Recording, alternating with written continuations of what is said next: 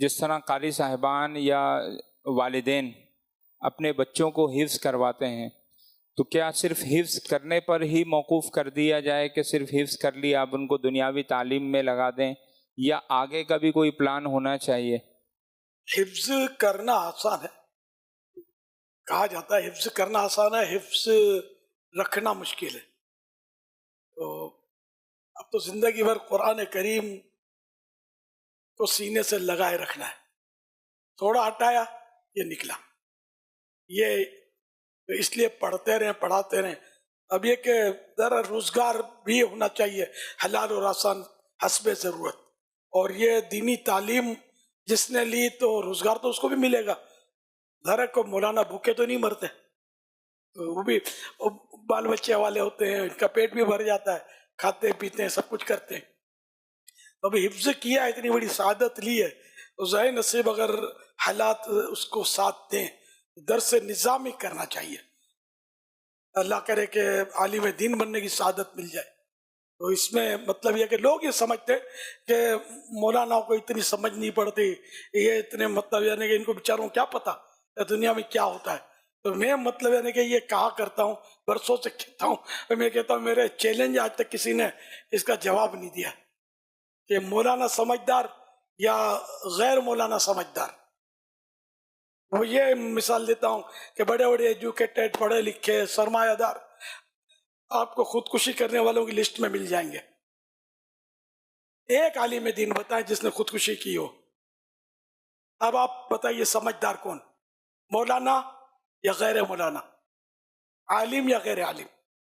علماء بھی لاکھوں دنیا میں ہوں گے، کبھی نہیں ہم نے سنا کہ کسی عالم دین نے خودکشی کی ہو، ورنہ بڑے بڑے سرمایہ دار، بڑے بڑے ڈگری ہولڈرز، بڑے بڑے مطلب ہے کہ لوگ جو ہیں وہ آپ کو خودکشی کرنے والوں میں ڈھونڈنے نکلیں گے تو مل جائیں گے۔ عالم دین جو واقعی علم دین کا عالم دین ہو، داڑھی والا عالم نہیں ہوتا، واقعی جو عالم دین ہو وہ آپ کو کبھی خودکشی کرتا نہیں ملے گا۔ اس سے پتہ چلا کہ عالم دین سمجھدار ہے۔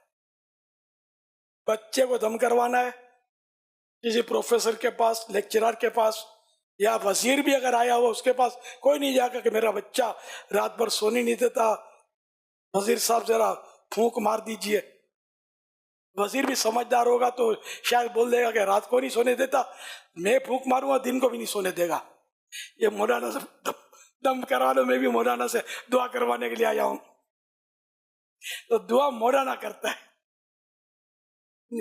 تو اس کا بھی مقام ہے، علماء کا الحمدللہ مقام ہے، اور جو مانے تو بھی مقام ہے، اگر کوئی نہ مانے تب بھی مقام ہے۔ یہ تو قیامت کے دن پتہ چلے گا کہ کتنے بیسوں سو ہوتے ہیں۔ عالم جو ہے نا اس کی تو حدیث پاک میں کہ جنت میں بھی ضرورت پڑے گی، کسی وزیر کی، کسی مطلب سرمایہ دار کی ضرورت نہیں پڑے گی، عالم دین کی ضرورت پڑے گی۔ حدیث پاک میں ہے، جب اللہ پاک فرمائے گا کہ میرے بندو مانگو کیا مانگتے ہو، تو لوگ علماء کی بارگاہ میں حاضر ہوں گے، تو حضور آپ بتائیے ہم کیا مانگیں؟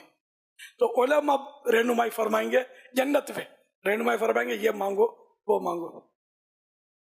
تو عالم کی اپنی اہمیت ہے، یہ میں بتاتا رہتا ہوں یہ باتیں تاکہ جن کے دلوں میں بعض اوقات علماء کے بارے میں وسوسے ہوتے ہیں یا مطلب معاذ اللہ کوئی حقارت کے جذبات ہوتے ہیں تو وہ نکلتے رہیں کہ ہم بھلے جو بھی ہیں دنیاوی اعتبار سے یہ عالم ہے، ہمارے دل میں اس کا احترام ہونا یہ فرض ہے۔ ہم نماز یہ پڑھائیں گے، ہم مریں گے تو جنازہ یہ پڑھائیں گے، کوئی منسٹر نہیں پڑھانے آئیں گے، کوئی سرمایہ دار، کوئی مالدار شخص، کوئی مل آنر نہیں پڑھانے آئیں گے، یہ مولانا ہی ہمارا جنازہ پڑھائیں گے۔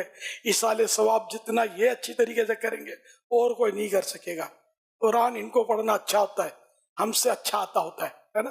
تو یہ کہ ہمارا دین جو ان کے پاس علماء کے پاس زیادہ ہوتا ہے، ہم لوگوں کے پاس اس کا علم کم ہوتا ہے، تو اس لیے یہ اور عالم جو یہ احترام اور احترام کی شے ہے، اس کا احترام ہم پر فرض ہے، لازم ہے۔